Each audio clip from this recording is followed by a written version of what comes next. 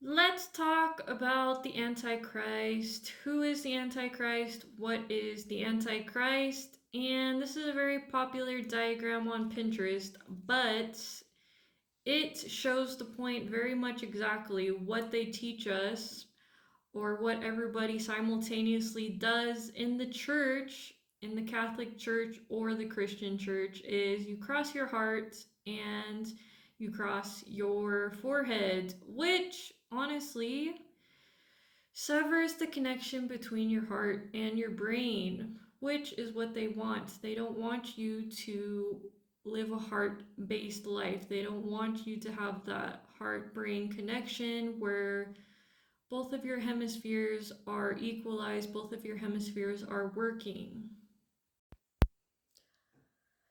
Alright guys, as you can see from this representation, is the throne or the temple is you. You are the Christ being. You are the temple. And at the very top is where your crown is, where you should be using both hemispheres, where you should be igniting the light to come in through your crown.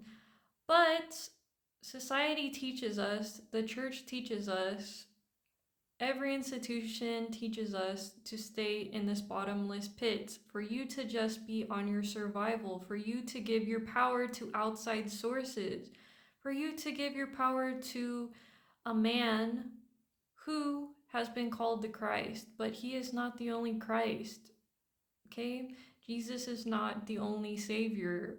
He is not the savior for you. You need to climb up the ladder, the Jacob's ladder, with your sacred secretion, and it will ignite your crown, where your temple will be lit up, in the and the land of milk and honey will.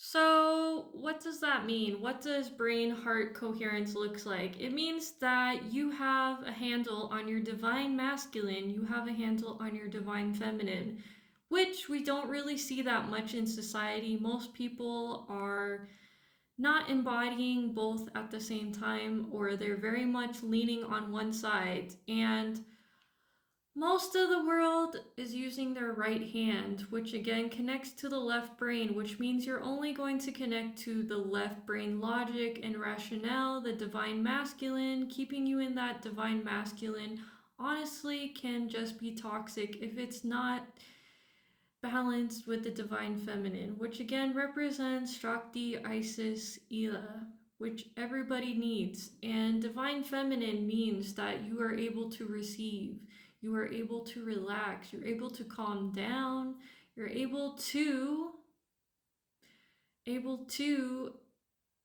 basically show your power in a way that is not full of force, and you're able to sit in your power, and you're able to use something beyond logic and the reason and the rationale that the world gave us, because there are things that cannot be explained by just the rationale, just by the logic.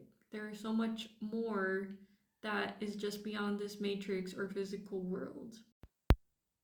So basically, you are the Antichrist. If you are not treating yourself well, if you have not done the steps, you have not done the steps, that's funny, you have not done the steps to reach your crown. You have not enlightened, you have not awakened to your Christ self. And the Antichrist, I would like to mention, is not just a single person.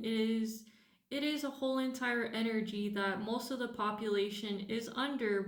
They are under that spell. And another thing that is occupying the mind of the people is money. And money, again, is a part of that Antichrist energy. Money is always on the mind. That mark of the beast is always on the mind. Along with money, we have technology.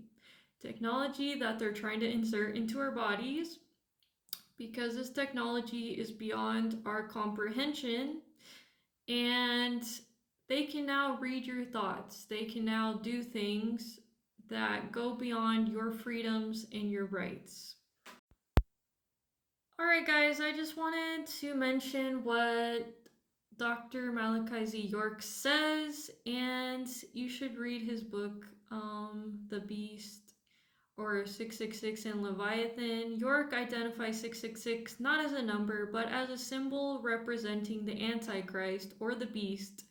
This is linked to the concept of the Leviathan, which he interprets as the representation of cosmic chaos, evil, and destructive forces acting upon humanity, which has been going on, but we are now entering a new age, and a lot of us are awakening, and we are no longer embodying the Antichrist energy. The beast is a system entity rather than just one individual. York often frames the Antichrist beast as a system or a shadow force that controls the world, involving secret societies and hidden agendas. And we're going to see who these beasts are. It's not just us that are embodying the Antichrist. We're going to see who these shadowy people have been, the hidden hand, have been doing. Lastly, the teacher or beguiler, and this suggests the Antichrist is a religious leader or teacher who misleads the people. And the beguiler is the title of a king who tricks the others, or whatever it says. I can't read it. But as we have seen in the media, that a lot of our leaders are going down, our so-called leaders, and these so-called religious leaders that have been trying to lead us into the path of light, we can see that they have had ulterior motives. They are not as what they would portray themselves to be, and we're starting to see the truth. And this is what we all need to start doing, is inviting the true Christ energy consciousness into our own bodies, and not relying on external forces, not relying on external societies and practices to tell us how to balance ourselves, not to tell us how to balance our own energies. Because if you always give away your energy and your attention to the church, you're always giving your energy and attention to society, you're never going to make it out. You're going to be stuck in the labyrinth forever. And yeah, guys, I'm going to leave it as there. Thank you so much for watching, and let me know what you guys think. Like, share. Peace.